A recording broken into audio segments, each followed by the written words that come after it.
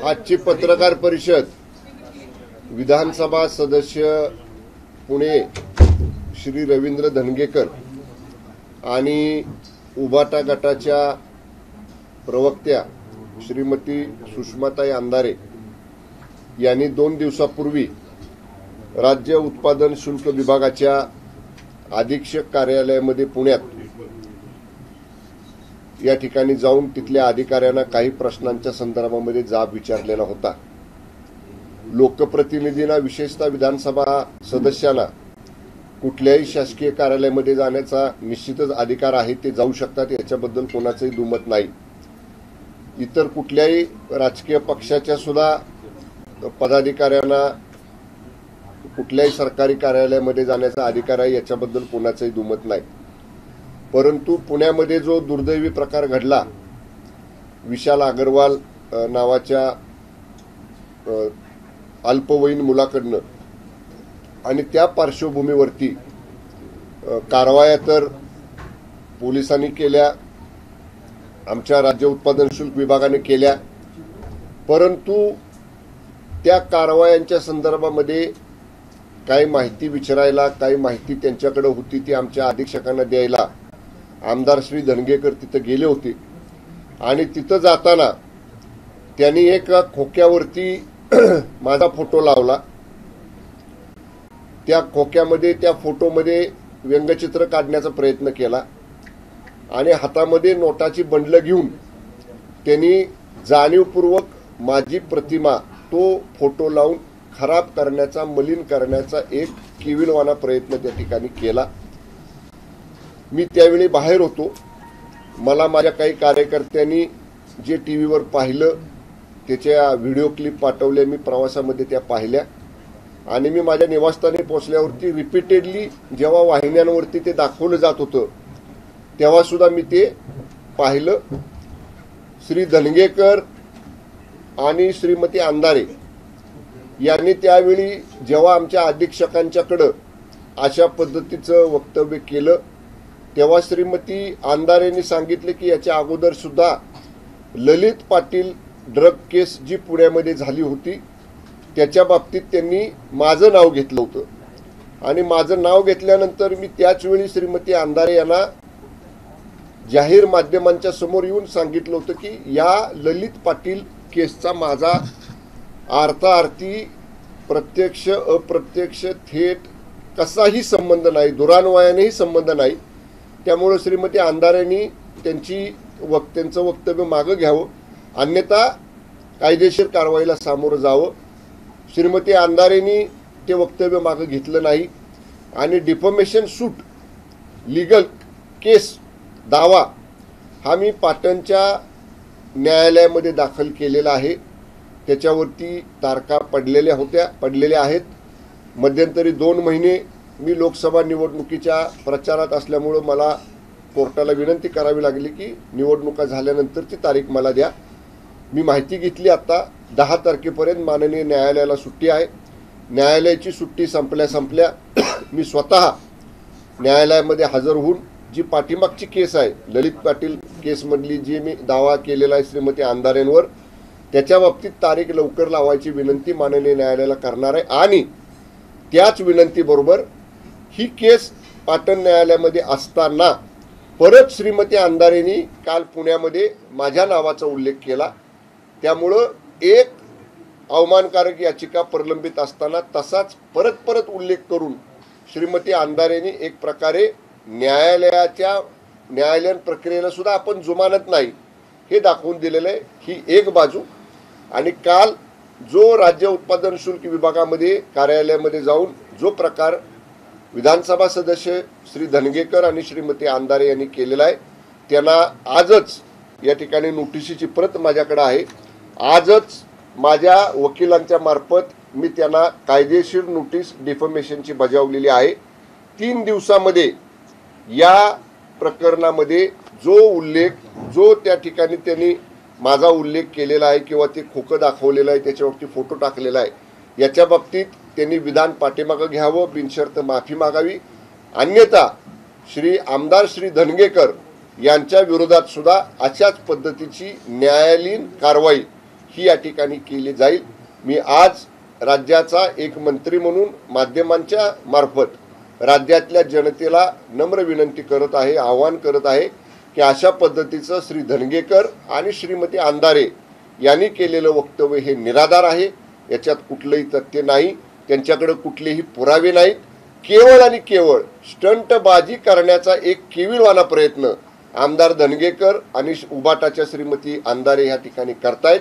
त्यांनी 3 दिवसात जर याच्या बाबतीतला खुलासा केला नाही तर पाठीमागं ललित पाटील केसमध्ये जशा पद्धतीनं मी कायदेशीर कारवाई न्यायालयामध्ये केलेली आहे तशीच कारवाई कायदेशीर त्यांच्यावरती या ठिकाणी केली जाईल।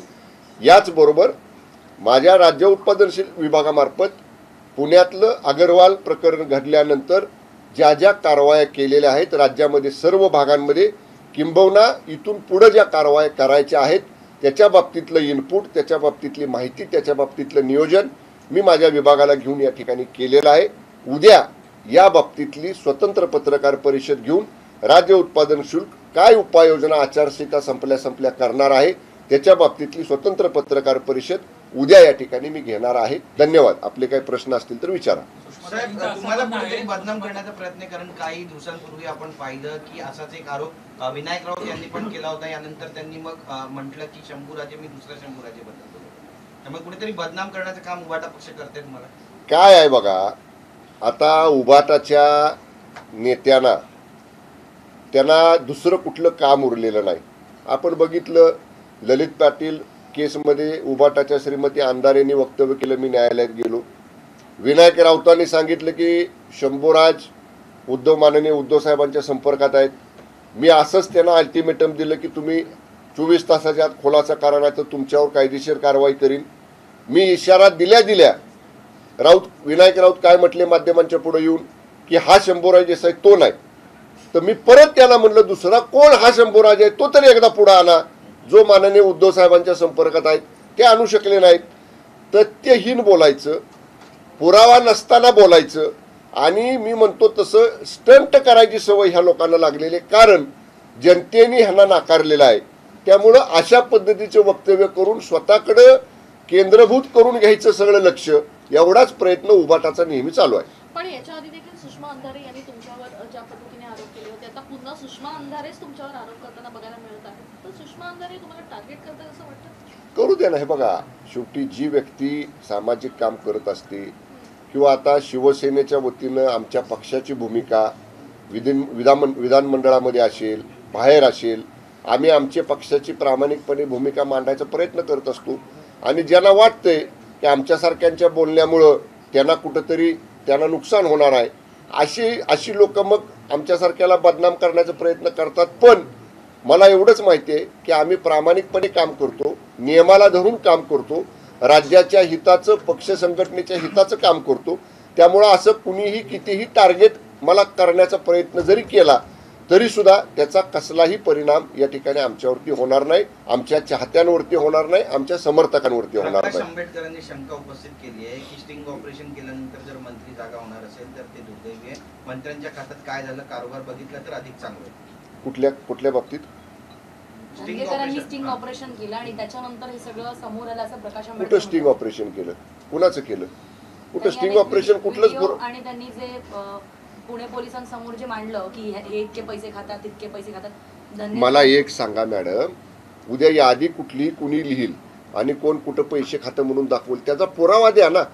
तुम्ही म्हणता ना स्टिंग ऑपरेशन केलं, स्टिंग ऑपरेशनचं काय रेकॉर्डिंग असेल, ऑडिओ असतील, व्हिडिओ असतील, फॉरेन्सिक डिपार्टमेंटकडे पोलिसांच्या द्या ना, त्याची होऊ द्या चौकशी। आमची कसल्याही प्रकारच्या पण जे काय आरोप समोर आमच्यावर केले त्याच्याबद्दल पुरावे असतील तर द्या। पुरावे काय नसणार आणि हवेत तीर मारायचे असल्या हवेत तीर मारणाऱ्यांकडे आम्ही या ठिकाणी फारसं लक्ष देत नाही। धनगेकर आणि नाना पटोले या दोघांनी प्रश्न उपस्थित केला आहे की आम्ही 36 पब्स आणि वेगवेगळे जे रेस्टॉरंट इलिगल होते याची यादी समोर आल्यानंतर त्याच्यावरती तोडक कारवाई सुरू झाली। मग जर ते अनधिकृतपणे सुरू होते तर आमच्या तक्रारीच्या आधीपासून त्यावरती कारवाई का करण्यात आली? हे बघा, मुळात पब असतील, रूफटॉप रेस्टॉरंट असतील किंवा परमिट रूम बार असतील, यांना इमारतीचं कंप्लिशन सर्टिफिकेट देण्याची जबाबदारी ही स्थानिक नगरपालिका, नगर परिषदा, नगरपंचायती, महानगरपालिकांची आहे. राज्य उत्पादन शुल्क विभागाचं नियंत्रण काय आहे? वेळेची मर्यादा पाळली जाते का? जी काही मद्याच्या संदर्भामध्ये अवैध मद्य विक्री तिथं केली जाते का? या ठिकाणी तिथं काही गैरव्यवहार म्हणजे मद्याच्या ह्याच्यामध्ये काय बाकीचे काही ड्रग्ज वगैरे अशा पद्धतीचे कुठं सापडतात का?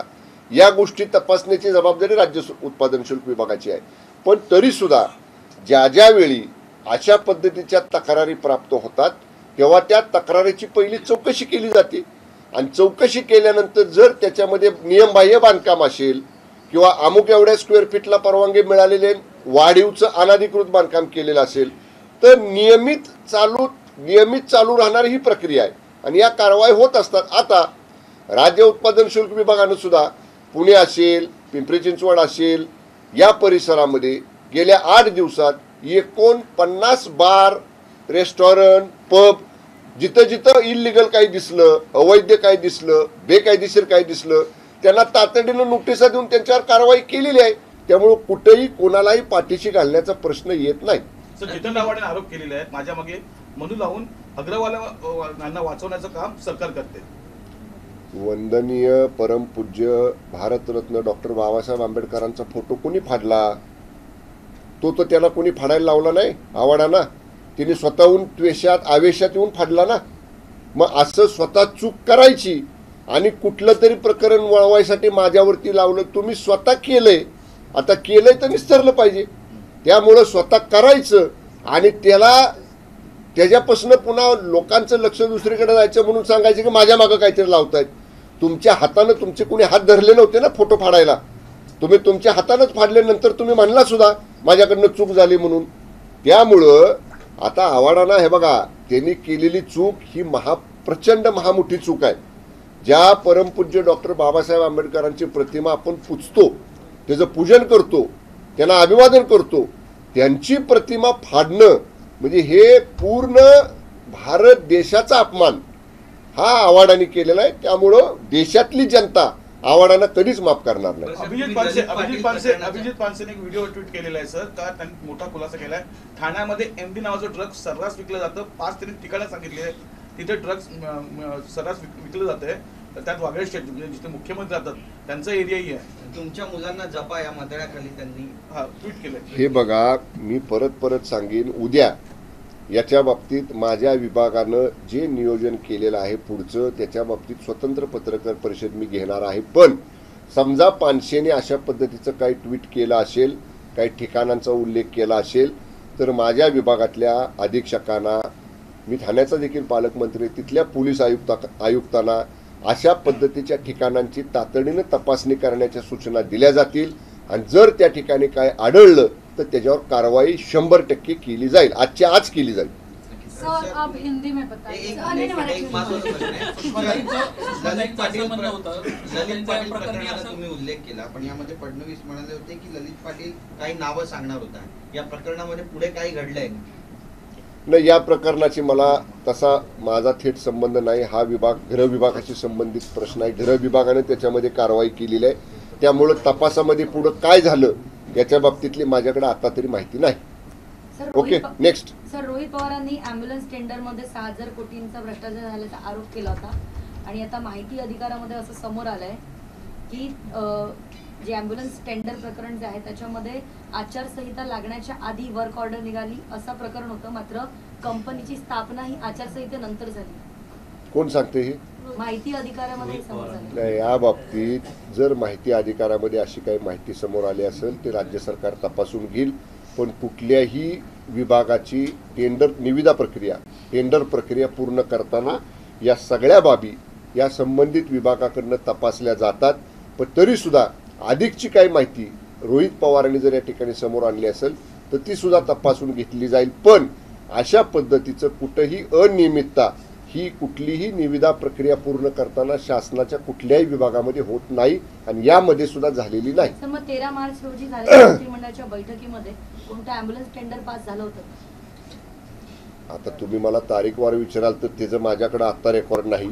पण ते आचारसंहितेच्या 2 माहिती हे दिवसात मला मुख्यमंत्र्यांनी एक ट्विट केलेलं आहे, ज्या ट्विटच्या माध्यमातून उद्धव ठाकरे यांच्यावर निशाणा साधलेला आहे. त्या ट्विटमध्ये असं लिहिलं आहे की परदेशी कशाला जायचं, गड्या आपला गाव बरा, शेत पिकाची दुनिया न्यारी, बसे जिथे विठुरायाची पंढरी. अगदी त्याच्यामध्ये मुख्यमंत्री स्वतः शेतात जात आहेत, सगळं काम बघतायत आणि ते हे सांगतात की आपलं महाराष्ट्र एवढं सुजलाम सुफलाम असताना परदेशी कशाला जायचं. याच्यातून नेमकं काय समजायचं? अगदी माननीय मुख्यमंत्री महोदयांचं म्हणणं योग्य आहे.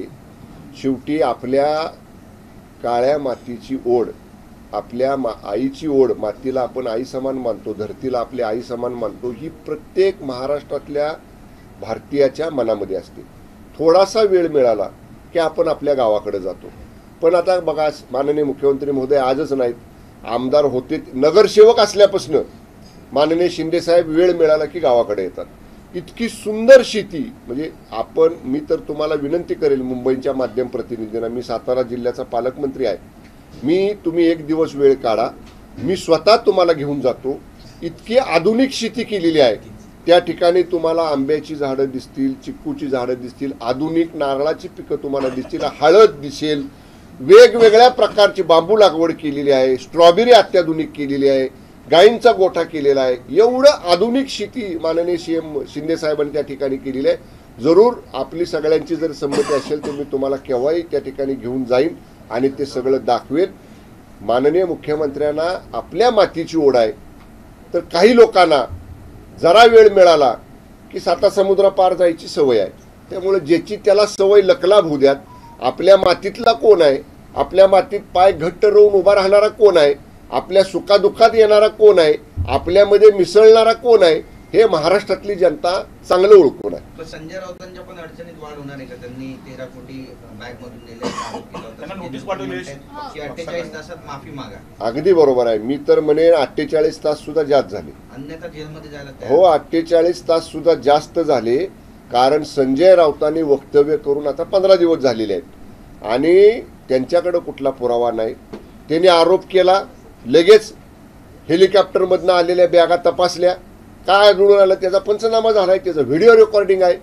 मी म्हणलं ना, हवेत तीर मारायचे, कुठला पुरावा नाही, कुठला एव्हिडन्स नाही, केवळ हवेत तीर मारायचे आणि बदनामी एखादी व्यक्तीची करायची, एवढाच उद्योग उबाटाच्या लोकांना आहे. मी म्हणतो 48 तासाची मुदत संपल्यानंतर संजय राऊतांना पुढच्या कायदेशीर कारवाईला 1001% सामोरं जावं लागेल. Okay, thank you. प्लीज, अभी तक पुणे मामला सामने आने के बाद एक्साइज डिपार्टमेंट की तरफ से कितने पक्ष पर क्या क्या कार्रवाई हुई है, और आपने जो डिफेमेशन की बात की सुषमा अंधारे और रविंद्र धंगेकर के खिलाफ क्या एक्शन ले रहे हैं आप? अभी मेरे डिपार्टमेंट का जो प्लानिंग किया है, या मेरे डिपार्टमेंट ने, एक्साइज डिपार्टमेंट ने जो एक्शंस लिए, इसके बारे में मैं अलग सी प्रेस कॉन्फ्रेंस कल यहीं पे लेने वाला हूँ. इसके बारे में मैं कल बात आपसे करूँगा. लेकिन जब एक्साइज डिपार्टमेंट के पुणे ऑफिस में विधानसभा के सदस्य श्री धनगेकर और उबाटा की प्रवक्ता श्रीमती अंधारे मैडम गई थी, तब उन्होंने जो बक्सा दिखाया, वो बक्से के ऊपर जो मेरा फोटो लगाया, उसका जो कार्टून बनाया, हाथ में नोटों के बंडल लेके गए और हमारी प्रतिमा, मेरी प्रतिमा खराब करने की, मलिन करने की, डैमेज करने की जो उन्होंने काम किया है, उसके बारे में आज ही मेरे एडवोकेट की तरफ से मैंने श्री विधानसभा सदस्य श्री धनगेकर जी को और उबाटा की प्रवक्ता श्रीमती अंधारे जी को आज ही ये नोटिस, 6 पानों का नोटिस उनको भेजा है, मैं ईमेल किया है और स्पीड पोस्ट से भी भेजा है. उनको 3 दिन का हम लोग ने, हमारे लीगल एडवोकेट ने उनको 3 दिन का टाइम दिया है. अगर वो उनका क्लेरिफिकेशन नहीं करते हैं या बिनशर्त माफी नहीं मांगते हैं तो एक मैटर ऑलरेडी श्रीमती अंधारे मैडम के ऊपर पाटन कोर्ट में मैंने डिफेमेशन का सूट फाइल किया है. वो अभी समर वेकेशन खत्म होने के बाद जब कोर्ट खुलेगा तब मैं खुद माननीय कोर्ट के सामने पेश होकर कोर्ट को रिक्वेस्ट करूंगा कि वो पिछले केस में का हमको जल्द के जल्द तारीख मिले और वो डिफेमेशन का सूट पेंडिंग होते हुए भी श्रीमती अंधारे जी ने जो मेरे बारे में वक्तव्य पुणे के एक्साइज ऑफिस में जाके किया है, ये स्टेटमेंट भी मैं पाटन कोर्ट, माननीय पाटन कोर्ट के सामने उनको नोटिस में उनके लाऊंगा और इसके ऊपर भी लीगल एक्शन जल्द से जल्द हम लेंगे। लेकिन आपके खिलाफ तो उन्होंने ये भी कहा है कि एक्साइज डिपार्टमेंट, लेमन ट्री और ससून हॉस्पिटल के बीच जैसे एक ट्रायंगल है, अनहोली नेक्सस है, और आपके डिपार्टमेंट पे काफी सवाल भी उठाए जा रहे हैं। उनके हर सवाल का जवाब देने की मेरी तैयारी है। खाली वेग स्टेटमेंट करने से कोई फायदा नहीं है। वो लेमन ट्री का है, ससून का है, उसके बारे में उनका मेरे डिपार्टमेंट के बारे में क्या कहना है, वो कभी भी उनका प्रश्न पूछ सकते।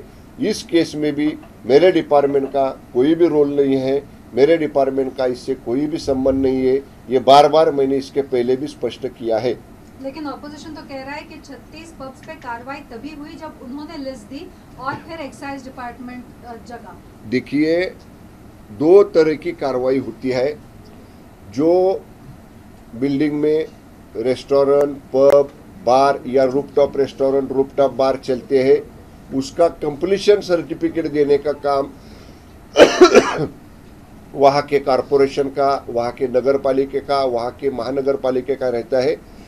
एक्साइज डिपार्टमेंट का काम इतना ही है कि वो पब में ऑथोराइज लिकर सर्व किया जाता है क्या, जो टाइम लिमिट दिया है वो टाइम लिमिट का पालन होता है क्या, वहाँ पे जो एज लिमिट का बंधन है वो एज लिमिट का बंधन इसके ऊपर फॉलो किया जाता है क्या, या वहाँ पे इलीगल लिकर कहीं सर्व किया जाता है क्या, जो ड्रग्स वगैरह कोई है ऐसा कोई वहाँ मिलता है क्या, इसके ऊपर चेक करने का, इसके ऊपर इंस्पेक्शन करने का, इसके ऊपर तपासनी करने का अधिकार ये राज्य उत्पादन शुल्क विभाग का है। लेकिन मैं इसीलिए कहता हूँ आपको, मेरे विभाग ने जो कार्रवाई की है इसके बारे में मैं कल अलग से खाली एक्साइज डिपार्टमेंट के लिए ही अलग से प्रेस कॉन्फ्रेंस कल लेने वाला हूँ। हर एक सवाल का आपके जवाब कल के प्रेस कॉन्फ्रेंस में मैं दूंगा। इसीलिए मैं कहता हूं कि एक्साइज डिपार्टमेंट की पहले की कार्रवाई और अभी की कार्रवाई, इसका कल प्रेस कॉन्फ्रेंस लेके मैं सब बातें आपके सामने रखूंगा। ओके, क्या कोई लीगल पॉलिसी नहीं लाने की आप सोच रहे हैं या उनमें कुछ बदलाव करने के बारे में आप सोच रहे हैं? इसके बारे में कल बात करेंगे, लेकिन जो सुपरविजन है, जो नियंत्रण हमारा है, इसके बारे में अधिक कड़क नियमावली करने का हम लोग ने तय किया है। अभी मॉडल कोड ऑफ कंडक्ट चल रहा है, इसलिए उसके बाद मॉडल कोड ऑफ कंडक्ट खत्म होने के बाद इसके बारे में अनाउंसमेंट हम लोग करेंगे। महाराष्ट्र सीएम ने ट्वीट किया है, उसमें कंपैरिजन किया है ठाकरे जो लंदन पे गए और उन्होंने कहा कि हमारा अपना गांव ठीक ठाक है। क्या कहना चाहते हैं? देखिए, जो महाराष्ट्र में रहते हैं, जो हिंदुस्तान में रहते हैं, जिनको अपनी धरती के ऊपर प्रेम है, वो लोग अपनी धरती माँ की तरफ ही गांव चले जाते हैं। जब भी टाइम मिलता है तभी हम लोग अपने गांव चले जाते हैं। ये पूरे महाराष्ट्र के और पूरे देश में रहने वाले लोगों की ये भावना है। लेकिन माननीय मुख्यमंत्री एकनाथ जी शिंदे साहब का जो गांव है वो आज नहीं बल्कि पिछले 30-40 साल से जब भी साल में 2-3 बार अपने गांव में आते हैं, वहाँ पे खेती करते हैं, और एडवांस टेक्नोलॉजी वाली खेती माननीय मुख्यमंत्री महोदय उनके गांव में किया है।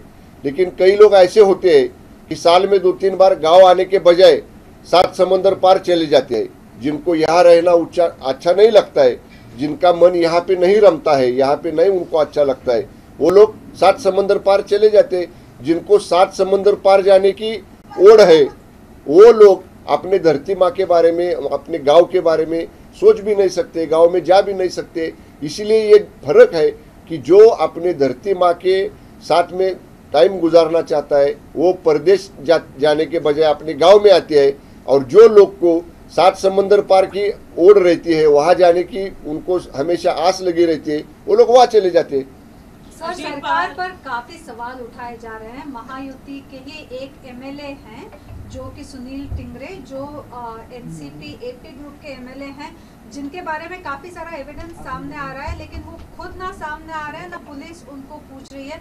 तो सवाल सरकार पे ये उठता है कि क्या आप महायुति के किसी एमएलए को शील्ड कर रहे हैं? और उनके बेटे का भी इन्वॉल्वमेंट कहीं ना कहीं इस पूरे केस में सामने आ रहा है। कल नाना पटोले ने भी इस चीज को नहीं, नाम तो किसी का नहीं लिया है नाना पटोले जी ने। मैंने भी नाना पटोले साहब का स्टेटमेंट टीवी पे देखा है।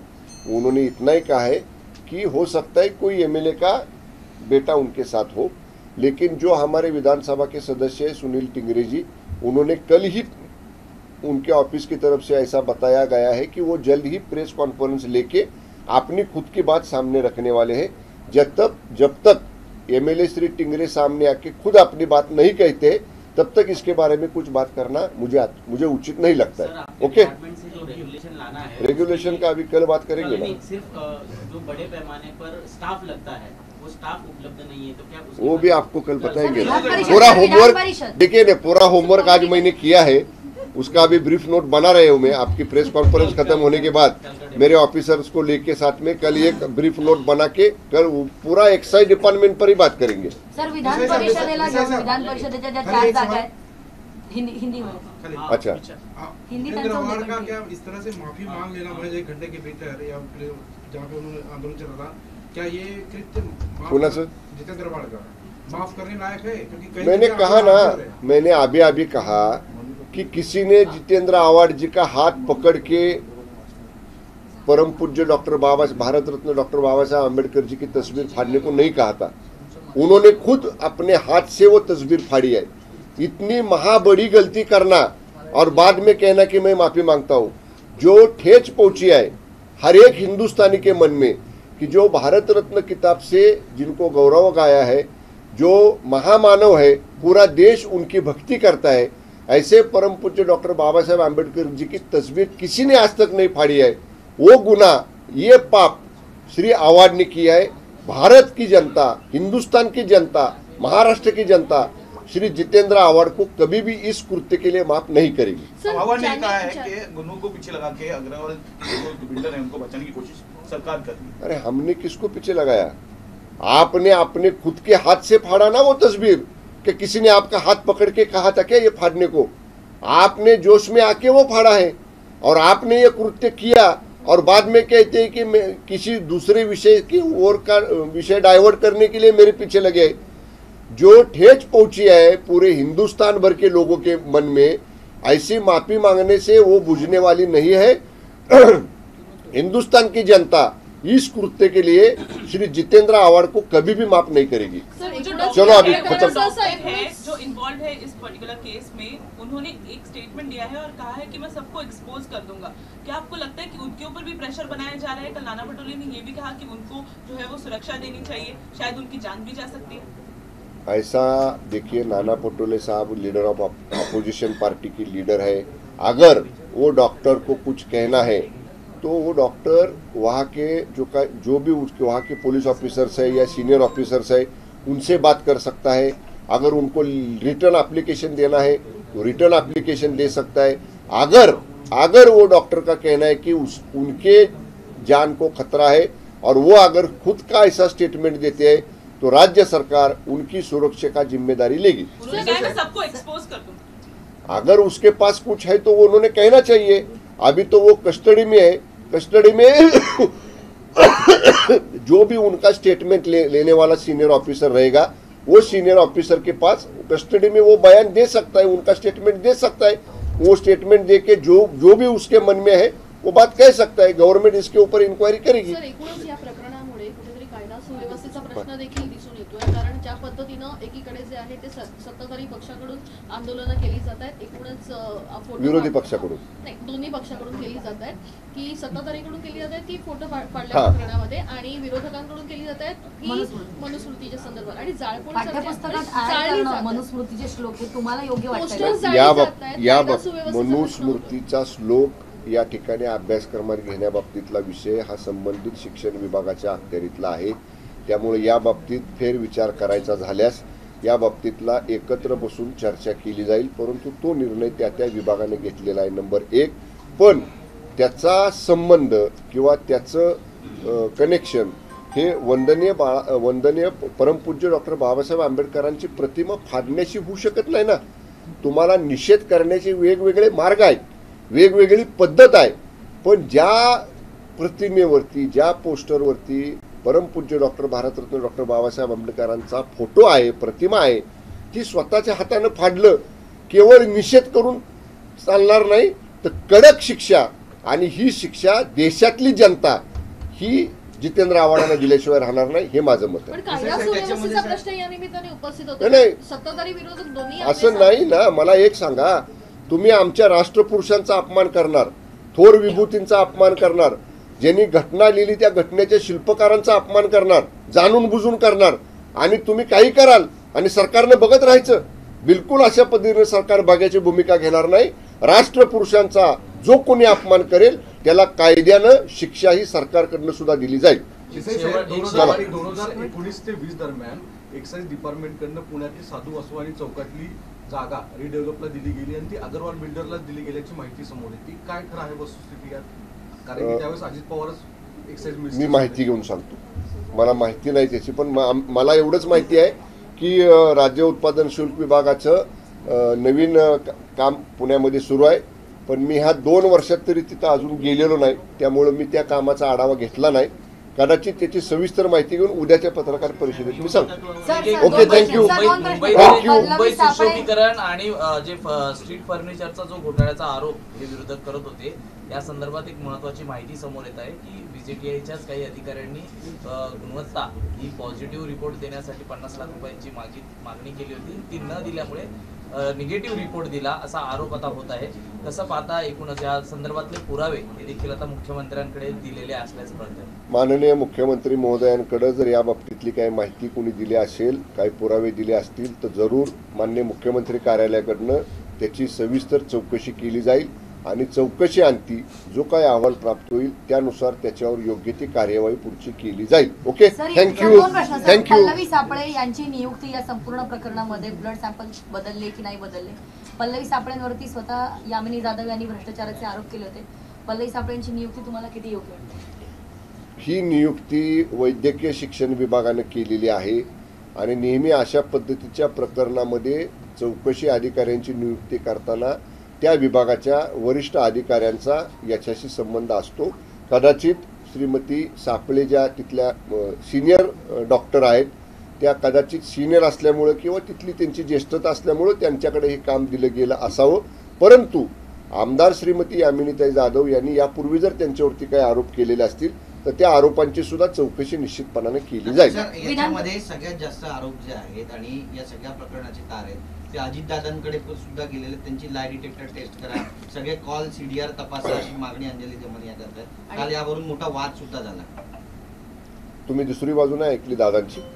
दादा म्हटले ना, माननीय अजितदादांनी क्रिस्टल क्लिअर सांगितलं कसलीही चौकशी, कसली लाय डिटेक्टर, कसलीही चाचणी करायची माझी तयारी आहे, नार्को टेस्ट करायची माझी तयारी आहे. पण त्यामध्ये जर काही निष्पन्न झालं नाही तर दमानिया राजकीय संन्यास घेणार का ही विचारा दमानिया मॅडमला.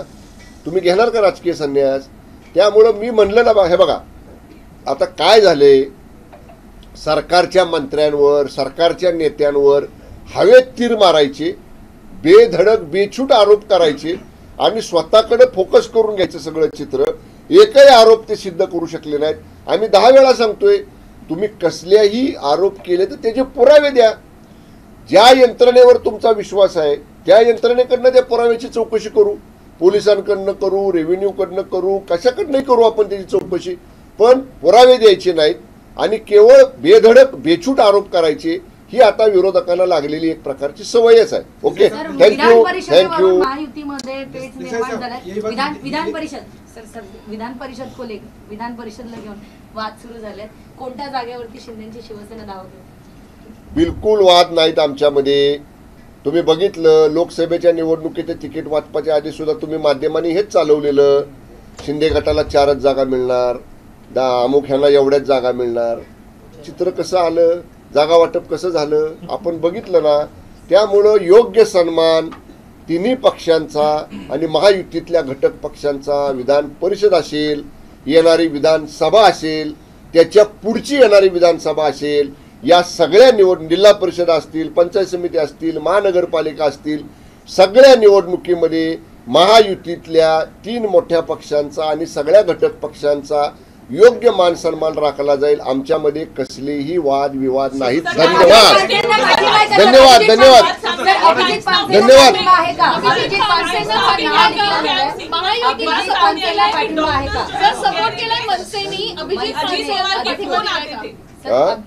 टाइम्स नाउ के स्टिंग में एक बात सामने आई है कि डॉक्टर्स कह रहे हैं कि अजीत पवार के फोन तो आते थे उनको कुछ बात करने के लिए.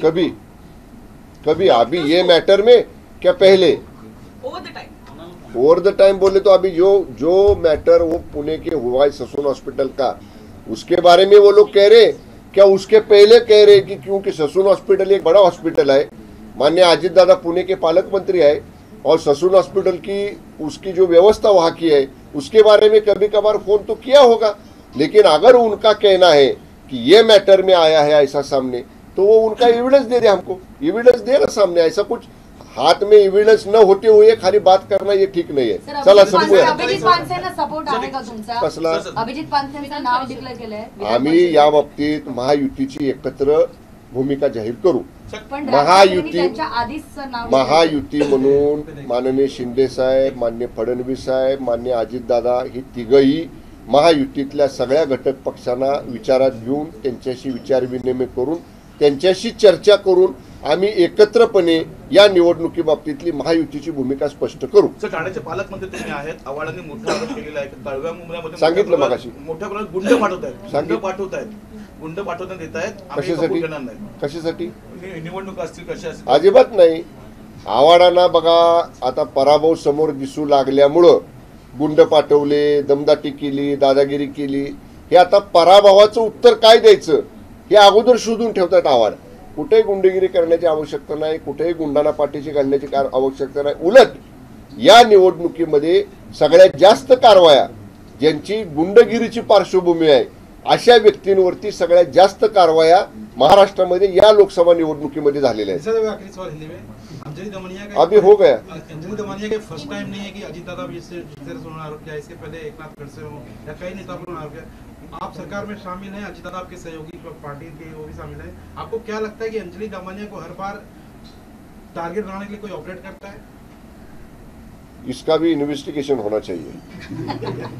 इसका भी इन्वेस्टिगेशन होना चाहिए कि ऐसी बार बार जो भी स्टेटमेंट दमानिया मैडम ने दिया है वो कभी सच नहीं निकला है, क्योंकि उसके बाद वो स्टेटमेंट के बाद कोई बात सामने जैसी उन्होंने कही है वैसी बात सामने नहीं आई है। अभी मैंने कहा कि नार्को टेस्ट के बारे में माननीय अजित दादा के लिए उन्होंने जो स्टेटमेंट किया, माननीय दादा ने कहा है कि मेरी तैयारी है, लेकिन वो अलग अगर गलत निकलता है तो अंजनी दमानिया मैडम राजकीय सन्यास लेके मैं घर में बैठेगी क्या, ये सवाल का रिप्लाई पहला अंजनी दमानिया मैडम ने देना चाहिए। Okay, thank you. एबीपी माझा, उघडा डोळे बघा नीट।